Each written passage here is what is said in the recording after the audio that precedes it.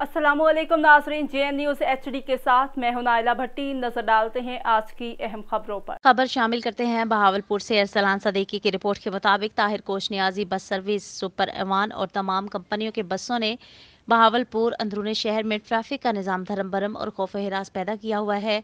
आपको अहम खबर से आगाह कर रहे हैं कि Tahir coach Niazi bus service, super Evan और तमाम कंपनियों की बसों ने बहावलपुर अंदरूनी शहर में खौफ हिरास पैदा किया हुआ है और गैर कानूनी पार्किंग की वजह से बच्चे और बच्चियों को स्कूल और कॉलेज आने जाने के लिए हैवी ट्रैफिक का सामना करना पड़ता है, जिसकी वजह से स्कूल टाइम पर ना पहुंचने की वजह से टीचर्स की डांट खानी पड़ती है। प्रेशर हॉर्न और ओवर स्पीड की वजह से एक्सीडेंट रोज का मामूल बन चुके। ड्राइवर हजरात की गुंडागर्दी हठधर्मी अरूज पर, जिसकी वजह से कई कीमती जानें ज़ाया हो गई हैं। इंतजामिया ने सुस्त रवि और खामोशी इख्तियार कर ली। रीजनल ट्रांसपोर्ट अथॉरिटी और ट्रैफिक पुलिस की कारकर्दगी सवाल निशान।